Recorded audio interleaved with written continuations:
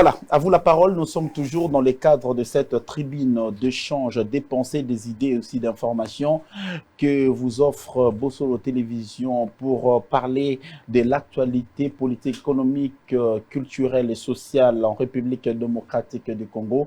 Comme vous le savez, cette nouvelle tribune vous offre l'opportunité de vous exprimer en bâton rompu et sans tabou. Mesdames et messieurs, merci de nous faire confiance encore une fois de plus dans ces magazines à vous la parole qui reçoit pour vous pour ces seconds numéros, Monsieur Patrick Makanga qui est cadre de l'Alliance des forces démocratiques pour le Congo, formation politique chère au président du Sénat, Modeste Bati Lukwebo. Je m'en vais dire bonjour à mon invité. Bienvenue Monsieur Patrick Makanga. Merci beaucoup, cher Guy, pour cette invitation. Permettez-moi au moins de mettre un mot sur dans votre allocution, c'est Alliance des forces démocratiques du Congo. Vous le connaissez bien parce que Congo, vous êtes dedans depuis combien de temps? Moi maintenant, ça doit faire 4 ans que je suis à l'AFDC. Voilà. Nous parlons de l'AFDC des Bati Lukwebo, l'actuel président. Nous parlons de l'actualité, Monsieur Patrick Makanga. Vous êtes cadre au sein de cette grande formation politique, et si je m'abuse, la deuxième en République démocratique du Congo, après les dernières élections de 2018, qui a consacré Félix Tshisekedi comme président de la République démocratique du Congo, avec qui vous partagez la même vision politique de l'émergence de la République démocratique du Congo. Mais vous avez entendu par le voie des réseaux sociaux, des radios aussi, de la télévision, une tentative de coup d'État qui devrait faire l'objet de l'actualité. Je ne sais pas, une rumeur qui fait aujourd'hui l'objet de beaucoup de spéculations au niveau de l'FDC. Est-ce qu'aujourd'hui, la République démocratique du Congo est à même de connaître une telle aventure? Écoutez, vous savez que vous serez d'accord avec moi sur le fait que nous sommes un pays qui a traversé des moments terribles de crise, ces moments-là, ont eu à déranger même le développement ou le décollage de notre pays. Alors, si nous devons aller de coup d'État en coup d'État, si nous devons procéder toujours par des moyens de armes, faire résonner les armes dans notre pays, apparemment, c'est une aventure qui va faire reculer notre pays dans beaucoup d'années. Parce que nous aspirons à ce que la RDC puisse avoir une démocratie mûre en termes de temps. Aujourd'hui, nous avons eu à bénéficier d'une alternance civilisée, d'une passation civilisée de pouvoir. Aujourd'hui, en RDC, on peut parler d'un ancien chef de l'État avec un nouveau chef de l'État. C'est un record que nous avons eu à battre dans le domaine de la démocratie dans notre pays. Donc, c'est une attitude que nous devons pérenniser. C'est un système que nous devons garder pour que nous puissions aller voir même vers le développement de notre pays. Et des tentatives ou bien nous amener dans des coups d'État ne va en rien arranger notre pays. Parce qu'aujourd'hui, nous avons une constitution qui consacre l'état de droit. Nous avons une constitution qui définit le moyen par lequel on doit accéder au pouvoir. Il serait pas bien, il serait aberrant que nous puissions aujourd'hui y marcher dessus. Parce que pourquoi seulement en RDC? Aux États-Unis, en France, dans d'autres pays, ils ont fait de leur constitution un élément qui est aujourd'hui presque comme la parole de Dieu chez nous, le chrétien croyant. Ils ont placé ça au-dessus même de leur volonté, au-dessus même de leurs propres intérêts. Eh bien, pourquoi pas nous? Nous sommes aussi des humains à part entière. Alors, il est tout à fait normal que nous puissions aussi se comporter comme des autres, surtout en suivant des bons exemples. Donc, c'est C'est une histoire que nous ne devons même pas trop parler sur ça, parce que ça fait mal, ça frustre, ça donne de l'amertume. Nous, surtout, nous qui sommes des sociodémocrates, de par notre idéologie, c'est pas de cette façon que notre idéologie permet à ce que nous puissions accéder au pouvoir. Ça fait très mal au cœur. On ne peut pas, en tout cas, accepter vivre de tels scénarios. Les pouvoirs qui se sont succédés en République démocratique du Congo est caractérisé par ces facteurs. Alors, ce n'est pas un fait à encourager. Aujourd'hui, vous l'avez si bien dit, que la passation du pouvoir civilisé démocratique en 2018 dernier, entre le président de la République en place, Félix Tshisekedi, et son prédécesseur, Joseph Kabila, a donné une très bonne leçon dans le monde entier de voir comment est-ce que la République démocratique du Congo se comporte par rapport à sa démocratie. Alors je dis aujourd'hui, tenter une telle aventure profiterait à qui? Parce que l'État, le pays, est en train de décoller, à en croire certaines langues. Non, et apparemment, pour le moment, on ne peut même pas chercher à personnaliser cette histoire parce que de tels putsch profitent aux gens qui maîtrisent les tenants et les aboutissants. Parce que une telle situation viendrait déranger même l'organisation constitutionnelle et le fonctionnement du pays. Parce que nous savons tous très bien, même partout, comme nous avons vu dans le pays de l'Ouest de l'Afrique, on a vu que, en tout cas, quand il y a un chaos terrible jusqu'à présent, c'est du chaos. On met la constitution dans la poche. Guinée, Mali. Nous rentrons à l'époque de la dictature. Oui. À l'époque de la dictature. Ce sont des choses que nous ne pouvons plus accepter dans notre pays. Parce que nous, la République démocratique du Congo, nous sommes suffisamment expérimentés dans ces domaines-là. Parce que ces coups d'État ne nous ont amené que chaos, ne nous ont pas amené des situations qui confortent la population, des situations qui répondent aux attentes majestueuses de notre peuple. Nous ne le souhaitons guère, raison pour laquelle la voie de la démocratie que nous avons choisie dans notre pays doit être pérennisée. Cette voie doit être soutenue par l'ensemble des Congolais. Voilà. Qui croit à l'émergence de la République démocratique du Congo. Mais vous avez vu, le président de la République, Félix Tshisekedi, vient de passer 1 an à la tête de l'Union africaine. Alors aujourd'hui, ici, il faut évaluer le bilan de cet exercice à la tête de l'Union africaine par rapport à la sous-région et par rapport à sa nation. Vous savez, le bilan est... nous évaluons quelqu'un sur base des assignations. C'est comme ça qu'on fait les bilans. Il y a d'abord eu en amont des assignations et en aval, s'il faut évaluer la personne, il faut maintenant, on va voir en fonction des assignations et des enjeux qu'il y a eu. Entre autres, je vais vous parler d'un élément. Notre chef de l'État, quand il a accédé à la tête de l'Union africaine, il y avait entre autres des assignations, c'était l'émancipation de la femme. Et c'était dans un contexte aussi particulier de la Covid-19 qui a dominé. C'était, je vous parle de certaines des assignations quand il a accédé à la tête de l'Union africaine. Il y avait la lutte contre la pandémie Covid-19. Il y avait l'émancipation de la femme. Donc, mettre en place, promouvoir la protection de la femme. Vous vous souviendrez qu'avec moi, nous avons connu ici à Kinshasa une conférence. Masculinité positive. Voilà, masculinité positive. Donc, pour dire que c'était déjà bon. Les mandats n'étaient que d'une année. Est-ce qu'on doit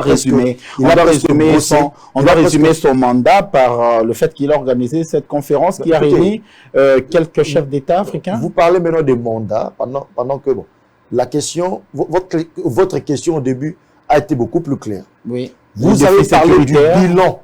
Oui. Vous avez parlé du bilan. Le bilan et le bilan est fait sur base des assignations. Alors moi, j'interviens maintenant dans mon allocution sur des assignations de notre chef d'État à la tête de l'Union africaine. Et nous évaluons ces assignations ensemble avec vous. Entre autres, quand j'ai parlé de la protection de la femme en RDC pour une première dans l'histoire de l'Union africaine, nous avons vu qu'il y a eu masculinité positive, une conférence, une très grande conférence sur le volet de la lutte contre... Et ça couchait de quoi, cette masculinité positive? Écoutez, le plus grand problème ne devons pas aussi... C'est pas le fait d'organiser des grandes conférences avec pompe? Je ne réunir ses collègues africains, et ça couche de quoi? Moi, je n'aimerais pas surtout à ce que nous puissions ignorer certaines réalités africaines. Parce que nous savons tous très bien qu'en Afrique, nous avons des chefs de l'État qui sont policiers des Européens, Français, Belges, j'en passe. Donc, pour dire que l'organisation de l'Union africaine, parce que c'est là que vient l'Union africaine, depuis sa création, on a tous constaté que cette organisation n'a pas pu vraiment atteindre une vitesse de croisière. Pourquoi? Parce que jusqu'à présent, nous sommes encore dépendants et sur le plan économique et sur le plan politique. Maintenant, ce genre de choses doivent sûrement et certainement nous mettre en difficulté. Pourquoi? Étant dans un système où vous avez une économie extravertie, vous subissez les dictats de ceux qui sont forts. Alors, dans cet état des choses, vous donnerez le meilleur de vous-même, mais le résultat ne sera pas vraiment escompté. Alors, si nous entrons dans ce contexte de débat, là, nous devons extirper notre chef de l'État. Pourquoi? Parce que nous parlerons de système de fonctionnement africain qui, jusqu'à présent, connaît difficulté de son envol à cause de l'ingérence, à cause de notre système économique défaillant. Voilà. Donc, pour dire que ne faisons pas de l'amalgame. Il n'était pas là comme le policier de l'Afrique pour prendre les armes, bien le militaire de l'Afrique, pour prendre les armes, aller traquer des gens à gauche et à droite. Quand on est président de l'Union africaine, on définit une politique, comme j'ai parlé tantôt des assignations, qui sera où vous allez recevoir l'accompagnement de la Commission africaine, qui dirait celui a un mandat de 7 ans, qui est dirigé par donc, la Commission africaine, dirigée par notre frère le Sénégalais, Moussa Faki, voilà. Et permettez-moi si je n'ai pas massacré son nom. Hein. Moussa Faki. Oui, Moussa Faki, c'est lui qui dirige la commission, la commission de l'Union africaine. Lui a un mandat de 7 ans. Le chef de l'État, notre chef d'État qui était là, il a défini sa politique qui devait être accompagnée, soutenue, mise en exécution par la commission de l'Union africaine, parce qu'il faut comprendre ça comme le système semi-présidentiel. Semi-présidentiel. Plutôt le système, nous avons le semi-présidentiel. Il y a un chef de l'État et le chef du gouvernement. Alors pour le cas de l'Union africaine, le chef du gouvernement c'est Moussa Faki, le président de la commission de l'Union africaine, qui accompagne la politique du président de l'Union africaine en exercice. En termes des assignations, nous avons senti une volonté manifeste sur le plan d'être à la hauteur de ces assignations par les biais de notre chef de l'État quand il a été là, pensant que son bilan a été positif. Voilà, nous avons constaté aussi que le président Félix Tshisekedi, quand il y a eu crise dans certains pays africains, il a condamné, il a dénoncé. Voilà. Peut-être là où on peut lui reprocher par ce qu'ils veulent lui reprocher, c'est dans sa politique sur les crises qui ont vu le jour hein, dans la sous-région et dans certains pays. Mais nous parlons également de l'Alliance des forces démocratiques. Mais là, c'est un détail, il ne faut pas faire passer ça quand même. On ne va pas s'attarder dans cette... Parce qu'aujourd'hui, c'est Macky Sall qui conduit l'Union africaine. Donc, les hommes passent, les institutions... Il faut aussi voir les attributions, les hommes passent. En exercice de l'Union africaine. Voilà. Il ne faut pas oublier. Hein. Oui, les attributions... Il ne devrait pas dire non, nous envoyons une armée là-bas aller combattre un gouvernement souverain dans un pays. Non, il a donné, il a haussé le ton, il a donné le point de vue, il a fait entendre la voix de l'Union africaine. Et d'ailleurs, le président en exercice, il ne décide pas d'une manière unilatérale. Il y a ce qu'on appelle l'Assemblée. L'Assemblée constituée des pays membres qui décident. Les pouvoirs résident même sur ce point-là. Donc, ne faisons pas au monde de l'amalgame. Il a donné le point de vue de la majorité des présidents de pays membres de l'Union africaine. Et pas à lui de décider sur l'envoi des troupes armées pour aller combattre à gauche et à droite. Non, voilà. Voilà. Pour de forces démocratiques du Congo, l'FDC, votre formation politique qui vous appartenez, hein, vous êtes aussi cadre dans cette formation politique. Aujourd'hui, vous venez de marquer l'actualité par la déchéance du gouverneur du Sud Kivu. On essaie d'où est venue l'initiative. On voit Théo Ngwabiché laisser son fauteuil du gouverneur pendant que vous êtes mieux représenté au sein de l'Assemblée provinciale du Sud Kivu. Qu'en est-il de cette question? Modeste Bahati, Nedimo, vous également, c'est comme si c'était une personne à abattre et puis on oublie. Non. Écoutez, ce qui est vrai, vous vouliez qu'on parle de quoi? On vous pose la question de savoir la raison de sa déchéance. Écoutez, pourquoi l'FDC Nedimo, l'FDC est-elle satisfaite de cette déchéance? Pourquoi n'avoir pas intercepté cette déchéance aussi longtemps? Vous êtes majoritaire. Vous reprochez Théo de quoi exactement? La responsabilité de nos mandataires dans différents postes de responsabilité, permettez-moi la tautologie, n'engage que eux-mêmes. Ils ont des comptes à rendre là où ils ont cette parcelle d'autorité. Mais peut-être des mots d'ordre peuvent surgir. Vous parlez de ce régime-là. Vous parlez de mots d'ordre. Moi, je vous dis. Quand la tête de quelqu'un ne vous plaît pas, en tout cas. Non, c'est pas ça. Vous reprochez Théo Ngwabiché de quoi? Il est reproché de quoi? S'il faut bien le dire. Nous avons pris acte de sa déchéance. Et nous lui avons demandé, étant donné que la population n'a plus confiance en toi, donc, tu ne représentes plus les intérêts de la population. Par ricochet, donc tu ne représentes plus les intérêts de la population, donc par ricochet, vous n'avez pas eu à servir correctement les gens que vous étiez censés servir. Vous voyez? Est-ce qu'il y a une connexion entre Théo et sa famille politique? Écoutez, bien sûr que oui. Bien sûr que oui. Vous avez recadré les dérapages? Il a été reçu à plusieurs fois. Nous lui avons même demandé de déposer la conférence des présidents membres de l'AFDC allié. Lui a même demandé de déposer sa démission. Il s'est entêté. Moi, je vais vous dire ceci. La politique que nous faisons aujourd'hui doit être basée sur une idéologie. Et doit être basée sur des attentes de partis et regroupements politiques. Nous, au sein de l'AFDC allié, bien évidemment, nous visons le bien-être de la population. Mais si la population dit que non, apparemment, notre bien-être, apparemment, M. Guy n'incarne plus notre bien-être. Mais que dirons-nous? Et surtout que nous sommes en démocratie, c'est ce peuple-là qui est souverain. C'est ce peuple-là qui a donné la majorité à l'AFDC, Monsieur Patrick Makanga, répondez à ma question précisément. Qu'est-ce que l'FDC a reproché au gouverneur déchu du Sud Kivu? Le gouverneur déchu du Sud Kivu n'a jamais eu de problème. Bon, comme dit, je n'aimerais pas dire jamais, mais le gouverneur du Sud Kivu n'a pas eu de problème personnel avec qui que ce soit. Il n'a pas respecté l'agenda de la feuille de route du parti. Écoutez-moi. Il n'a pas eu des problèmes avec quelqu'un, personnel avec quelqu'un au sein de notre parti ou des regroupements politiques.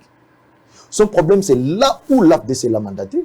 C'est là où il est allé voter, il est allé faire tout ce qu'il a eu à faire et que la population a enlevé en lui sa confiance. Il a fait quoi, par exemple? Mais il faut poser la question aux Sud-Kivoussiens qui vous êtes cadre de la FDC. Vous scrutez la question avant de prendre une option. Écoutez, il y a ceci. Je vous ai dit tantôt que dans nos attentes, nous en tant que regroupement politique FDC allié, dans notre social-démocratie, nous visons les bien-être de la population. Et c'est cette même population qui nous a donné tout ce que nous avons aujourd'hui comme majorité. Et que si nous écoutons un son de cloche autre que notre mandataire nous dit, mais on ne peut que s'aligner derrière la population qui n'est pas d'accord. Parce que sa déchéance ne vient pas de l'AFDC. Sa déchéance est venue d'abord des élus du Sud Kivu, qui représentent le peuple. Qui sont de l'FDC majoritaire. J'ai dit ceci. Écoutez-moi. Cela est venu enlever d'abord des colorations politiques. Non, parce que le besoin naturel... Non, monsieur Patrick Makanga, s'il vous plaît. Il ne faut pas embrouiller les téléspectateurs. Non, écoutez. Attendez. Les attentes de la population... L'Assemblée provinciale du Sud Kivu est dominée par les élus provinciaux de l'FDC. Nous sommes numéro 1 FDC. On est numéro 1 suivi de... Alors, quand vous levez une option de déchoir un gouverneur, c'est que l'option vient de votre famille politique. Vrai ou faux? Faux.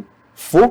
Non, faux. Parce que écoutez, vous devez, là maintenant, on risquerait d'aller revisiter le règlement d'ordre intérieur de l'Assemblée. Non, je dis faux. Vous pouvez compter cette déchéance. L'initiative peut ne pas venir de nous, malgré étant la première force à l'Assemblée provinciale du Sud Kivu. Peut ne pas venir de nous. Mais les députés provinciaux représentent la population, c'est de l'Assemblée provinciale. Je dis ceci. Ça peut ne pas venir de nous. Mais si les élus, sans d'abord coloration politique, constatent j'aimerais être beaucoup plus précis, ont constaté que le gouverneur Théo Ngouabidje ne répondait plus aux attentes de la population. Mais il ne pouvait quelles attentes? Sans d'abord parler de coloration politique. Non, lesquelles attentes? Parce que l'AFDC allié, avant qu'il y ait tout ce mouvement, avant qu'il y ait cette vague, non, l'AFDC allié n'avait rien à voir avec M. Théo Ngouabidje. Parce que, vous vous souvenez que si nous avions des comptes personnels en la personne de M. Théo Ngouabidje, nous serions les premiers à les tirer dessus. Parce que M. Théo Ngouabidje, qui ne sait pas que c'est notre mandataire gouverneur à un moment, nous a même refusé de faire un meeting à la place d'indépendance à Bukavu. Pas nous, personnellement, son président du parti, son autorité morale pour faire les yeux doux au classique du PPRD. Qui ne le sait pas, tout le monde le sait. Donc, pour dire que le problème de M. Théo Ngouabidje, ça n'a rien à voir avec le bureau politique de l'FDC allié, la conférence de présidents des partis politiques membres de l'FDC allié, ni les cadres et militants de l'FDC allié, mais plutôt son problème, c'est de ne pas avoir été à la hauteur des attentes des gens qu'il a été censé servir. Donc vous n'êtes pas en mesure de prouver quelles attentes la population attendait de M. Théo Ngouabidje. Vous l'avez mandaté à la tête du Sud Kivu. Vous l'avez mandaté à la tête du Sud Kivu, une province qui n'a pas connu ce problème de sécurité. Mais aujourd'hui, vous parlez de la population. La population a levé les tons pour sa déchéance et vous avez levé l'option qu'il parte.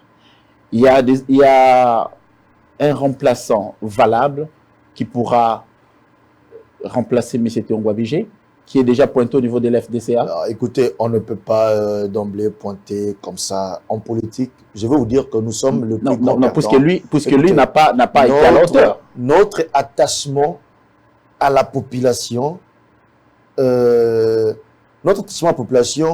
peut aussi nous mettre, parce qu'aujourd'hui, les décisions prises au sein de l'AFDC allié, c'est pour prouver notre attachement à ce souverain primaire qui nous a toujours donné la majorité, pas seulement au niveau du Sud Kivu, mais sur toute l'étendue du territoire national.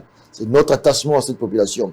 Alors, mais je vous dis, ça va aussi nous coûter. Il est démis de ses fonctions parce qu'il n'a pas accordé le meeting au président national. Non, écoutez-moi. Là, c'est encore une nuance. Non, mais vous notre attachement à la population, ça va aussi nous coûter certaines choses. Pourquoi? Parce que nous avons eu à faire des concessions avec l'UNC pour que lui soit là où il est. Donc, pour dire que ça nous demande encore un travail de plus pour travailler dans ce sens, pour que nous puissions encore placer quelqu'un de confiance, mais quelqu'un de nôtre à la tête de cette province qui... Parce que nous avons des gens capables. Ça c'est un secret. C'est vous qui le dites. Hein? Nous avons des gens capables. C'est vous qui le dites. Peuvent mieux faire que notre camarade Théo Ngabidje. Et puis, nous, lui, avons seulement enlevé notre confiance. Nous lui avons enlevé notre confiance parce qu'on a vu que notre camarade, en tout cas, il s'est comporté, il est allé à contre-courant de la philosophie primaire. La population, bien, mon frère. D'accord. Alors, cher Guy Bouchard, je vais vous dire ceci. Le nombre des élus que nous avons aujourd'hui, la force politique que nous avons aujourd'hui qui se manifeste en termes des élus, nous devons cette force à la population. C'est ce qui justifie même notre attachement à celle-ci. Donc, ne soyez pas surpris de voir l'AFDC prendre position derrière la population. Parce qu'en quelque sorte, nous sommes de ceux qui peuvent même se prétendre, je veux dire que non, être mieux placés de porter haut la voix de la population. Parce que nous avons reçu en grande partie, en majeure partie, la confiance du peuple qui nous a octroyé ce que nous avons aujourd'hui comme force politique. Vous girez sur ces peuples-là. Ces peuples-là qui vous suivent en ces moments, vous regardent avec beaucoup d'attention et vous attendent en 2023, Inch'Allah. Je voulais, en fait, en savoir un peu plus. Vous avez suivi avec beaucoup d'attention, vous êtes à Kinshasa, la publication du calendrier des élections des gouverneurs. Et le président de la centrale électorale, Denis Kadima, a effleuré, a essayé un peu de donner une certaine projection sur l'élection présidentielle de 2023. Alors, vous, à votre niveau, l'Alliance des forces démocratiques du Congo, FDC, parti cher à Modeste Batilko, vous avez plébiscité l'actuel président de la République, Félix Tshisekedi, comme candidat en 2023. Vous restez dans cette option, vous croyez aux élections, ou soit s'il y a doute, vous allez démérer dans cette optique de soutenir le chef de l'État. Doute, pourquoi? Pourquoi il y aurait des doutes? Je vous pose des questions, mais il y aurait, ben, bien sûr, c'est une façon de faire voir, pour insister sur ça que je dis. Il n'y aurait pas de doutes. Pourquoi? Parce que lui-même, le chef de l'État, a insisté, il y a même pas 2 mois, il a insisté que non, il y aura des élections en 2023. Vous vous souviendrez quand, en 2021, quand il y a eu des rumeurs sur le recensement comme préalable pour l'organisation des élections. En tout cas, nous n'étions pas allés par 4 chemins. Nous, on s'est dit, le recensement ne peut en aucun cas être un préalable pour l'organisation des élections. Mais pourquoi pas? Quand nous avons fait notre déclaration pour dire que nous allons soutenir l'actuel chef de l'État, parce que nous sommes sûrs, nous sommes convaincus que, en tout cas, il va sortir haut le main. Et qu'est-ce qui vous prouve, qu'est-ce qui vous amène dans cette conviction? La conviction. Parce qu'il n'y a pas un challenger de taille? Non. Parce que les mandats est réussi à 100%? Normalement, parce que la population que vous êtes en train de défendre, qui n'a pas réussi ce qu'il attendait les deux Ngwabiche et aussi Kivu, est satisfaite? C'est ça. J'aimerais un peu savoir. Écoutez, vous savez... Quels sont les indices? Au-delà de l'intox ou d'un système de communication mis en place par les détracteurs. Non, nous ne parlons pas des détracteurs. Monsieur Patrick, nous ne parlons pas des détracteurs. Nous parlons des élections. Nous projetons les élections de 2023. Est-ce que je peux finir mon raisonnement? Que ce soit un raisonnement objectif. Écoutez-moi. En dépit de ces systèmes de communication mis en place par le détracteur pour peindre tout en noir. Qui est-ce que vous qualifiez de détracteur? Des gens qui véhiculent des informations du genre que rien n'est en train d'être fait. Nous parlons des élections, le réalisme politique. Écoutez, je vous dis ceci. Qu'aujourd'hui, dans notre pays, on reconnaît les difficultés que rencontre notre pays, mais 2 fois, et nous l'avons toujours dit, que dans ce pays, le changement ne viendra pas comme dans une baguette magique, mais c'est un processus qui nécessite la volonté, et puis ce processus-là doit déjà être vu dans le sens à mettre le pays sur la voie de l'espoir. Alors, en termes de volonté, nous l'avons vu, affiché et maintes fois, exprimé par l'actuel chef de l'État, et aujourd'hui, avec la politique mise en place, nous voyons que les lendemains des Congolais s'annoncent meilleurs. Parce que les changements, on peut beau dire, dans ce pays, nous ne serons jamais Londres en 5 ans. Même pas en 10 ans, nous ne serons pas les États-Unis d'Amérique. Parce que Londres, pour construire son système d'égout, a pris 18 ans. Pour construire donc, pour dire que aujourd'hui, la RDC a 61 ans, depuis son accession à l'indépendance. Alors, pour faire de progrès, il faut être un audacieux et ne pas dire que nous n'atteindrons pas ces niveaux en 5-10 ans. Ça, c'est une information que je vous donne. Ça, c'est une réalité. Alors, il faut être courageux. C'est une réalité. Si vous voulez gouverner, il faut commencer quelque part. Il faut commencer quelque part. Voilà, c'est là où maintenant nous sommes. Vous voulez qu'on vous le commencement y est déjà. Vous voulez qu'on vous renouvelle la confiance? Je pense sur le plan économique. Je pense sur le plan économique, avec des avancées significatives au niveau des régies financières. Ils sont même allés trop loin pour signer des contrats de performance. Ça fait partie des avancées. Que la population significative ne tire pas. Non, écoutez, ça, moi j'aimerais, dans des endroits pareils, que nous ne puissions pas utiliser le langage des gens qui ont fait fi de la vérité pour véhiculer la haine contre une personne. Non, la population, imaginez-vous un peu. La population nous suit. Vous m'avez parlé. Je veux savoir la politique de l'FDC aujourd'hui, s'il faut améliorer en avis. Votre président national, Modeste Batilukwe, vous être président d'un parti politique FDC, président du Sénat et aussi ministre de l'économie nationale. Qu'est-ce qu'il a apporté comme réforme? Aujourd'hui, la population est en train de trimer. Bati, ministre de l'économie, il est sorti, il devient aujourd'hui président du Sénat. Aucune réforme. Sans pour autant m'abuser de votre temps, je vais vous dire 2 choses. Allez-y. Que la population doit retenir. Vous connaissez Silou? Elle va se rafraîchir la mémoire. Vous connaissez Silou? Simon Thierry de Lukala, vous la connaissez très bien. Qu'est-ce qu'il a apporté? Allez poser des questions, vous verrez que Silou, quand le professeur Modeste Batilukwe est devenu ministre de l'économie, Silou n'était même pas à mesure de produire, parce que Silou avait la capacité de produire une affaire plus ou moins dans des 450 tonnes. 450 000 tonnes de ciment. Mais vous constaterez que Silou n'a même pas été à mesure de produire 50% de sa capacité de production. Et qu'est-ce qu'il fallait? Silou était entré en faillite. Ici, on a eu acheté un sac de ciment à 20 $, 30 $. Pourquoi? Parce que Silou devrait vendre et sur le plan de concurrence, Silou commençait à disparaître. Qu'est-ce qu'il a fallu? Il fallait que le ministère de l'économie intervienne pour éviter à ce que Silou entre en faillite. Ils ont eu à travailler sur les exonérations par le biais de la NAPI. Et aujourd'hui, on continue à parler de Silou. Silou, à un moment, il n'était même pas à mesure de payer ses employés. Hormis Silou, je parle des sucreries la sucrière de Kulungongo. Le sucre de Kulungongo que nous consommons maintenant là, parce que c'est tout ce que nous prenons à la maison. À un moment, cette entreprise, permettez-moi, cette entreprise était prête à fermer. Silou, plutôt Kulungongo, n'était même pas à mesure de payer ses employés. Kulungongo était à ça de déclarer faillite. Et des choses que moi je vous dis maintenant là sont vérifiables dans ces entreprises. C'est sous l'égide de Batilukwe. Kulungongo commençait à vendre un sac dans des prix qu'on peut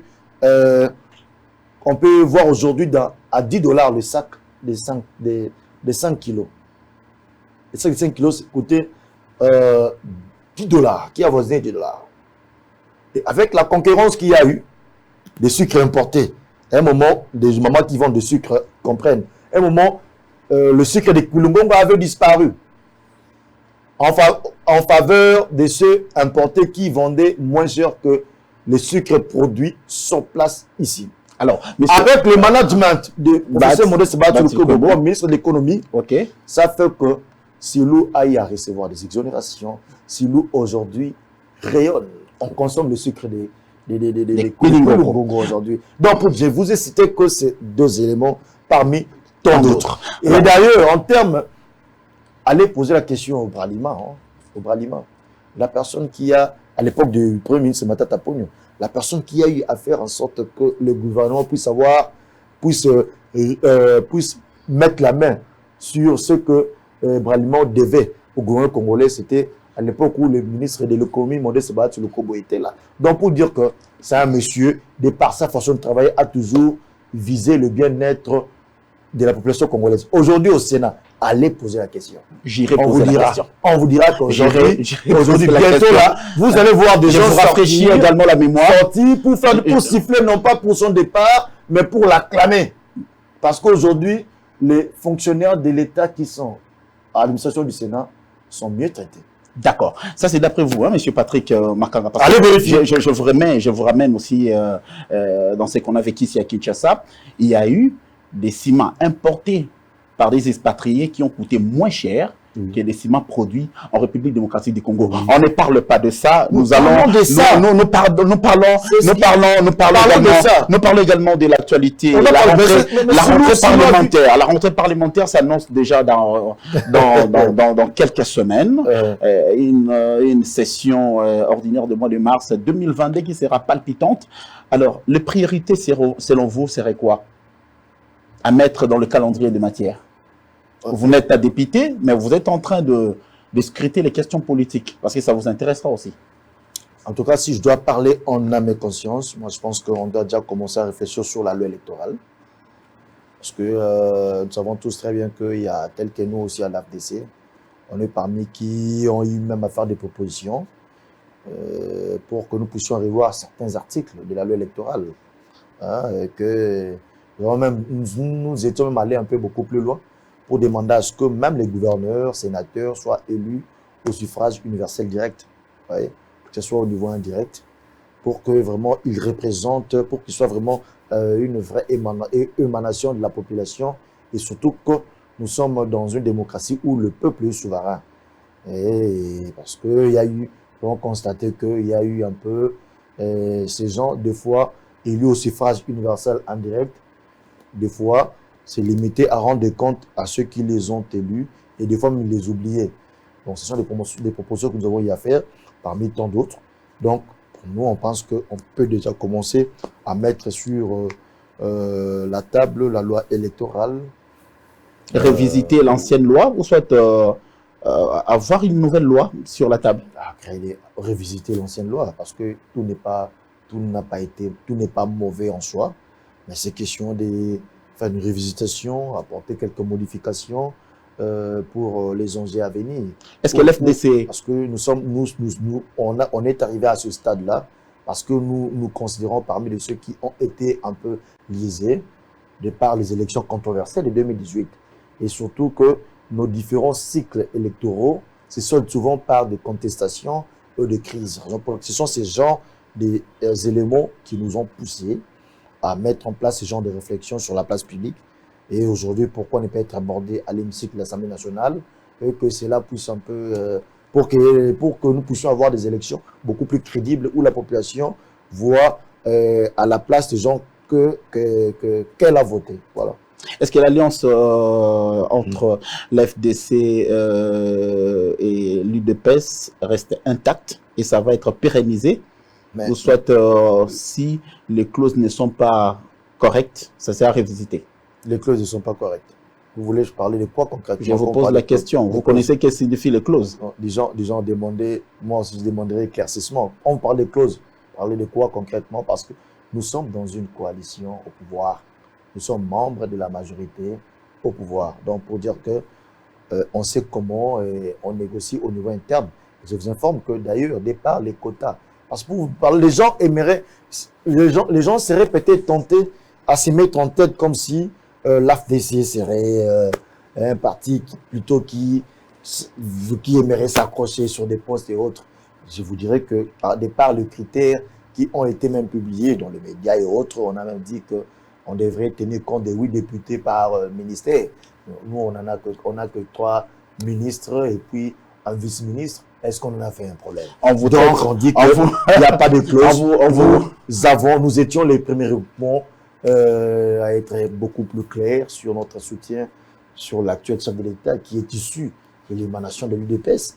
Donc, pour dire que c'est aussi une question des convictions et c'est aussi une question de loyauté, hein, parce que la FTC, on ne peut jamais douter de sa loyauté, même depuis l'époque de triste mémoire du FCC et jusqu'à ce jour. Et là aussi, nous savons tous très bien que il y a le FCC qui ne nous a plus supportés en son sein parce qu'on a pris une position autre que eux, tout en étant dedans. Ils nous ont chassés et nous sommes aujourd'hui à l'Union Sacrée. L'actuel chef de l'État nous a ouvert ce main. Nous pensons qu'ils méritent notre loyauté. Nous voulons les soutenir et nous allons les soutenir. Nous savons que nous allons sortir tête haute. Voilà, vous allez sortir tête haute, messieurs. Patrick Makanga, je rappelle aux téléspectateurs que nous recevions sur ces plateaux, c'est cadre de l'Alliance des forces démocratiques pour le Congo, formation politique chère au président du Sénat, Modeste Bahati Lukwebo. Merci, monsieur Patrick, d'avoir répondu à notre invitation. Quand bien même que l'opinion, une frange de l'opinion, vous reproche d'être trop égoïste, parce que si aujourd'hui les dossiers sur la nomination des mandataires traînent, c'est parce que le parti de Bahati Lukwebo est en train d'exiger gros. Merci de nous avoir suivis, très chers téléspectateurs. À nous revoir dans un prochain numéro. Toujours à vous la parole. Au revoir.